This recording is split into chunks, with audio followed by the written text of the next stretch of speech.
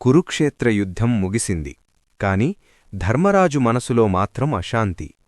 తన వారందరినీ కోల్పోయిన బాధలో ఉన్న ధర్మరాజుని కృష్ణుడు ఒక మహానుభావుడి దగ్గరకు తీసుకెళ్లాడు.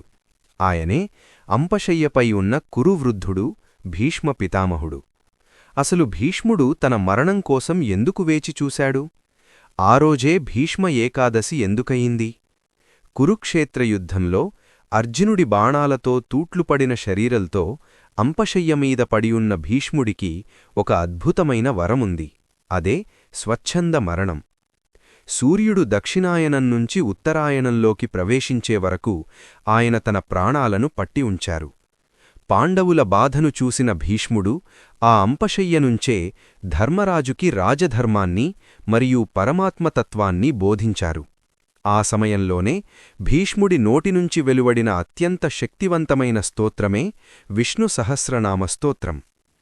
మాఘశుద్ధ ఏకాదశి రోజున కృష్ణుడు తన ముందు నిలబడి ఉండగా ఆయన కళ్లల్లోకి చూస్తూ భీష్ముడు తన ప్రాణాలను వదిలారు. ఒక గొప్ప యోధుడు, అంతకంటే గొప్ప భక్తుడు భగవంతునిలో లీనమైన రోజే ఈ భీష్మ ఏకాదశి. అందుకే దీనిని మహాఫల ఏకాదశి అని కూడా అంటారు. భీష్ముడు బ్రహ్మచారి కాబట్టి లోకంలోని వారందరూ ఆయనకు తర్పణాలు వదిలే పద్ధతిని ప్రారంభించారు. భీష్మ ఏకాదశి రోజున విష్ణు సహస్రనామాన్ని పఠించడం వల్ల 1,000,000 రెట్లు ఫలితం దక్కుతుంది.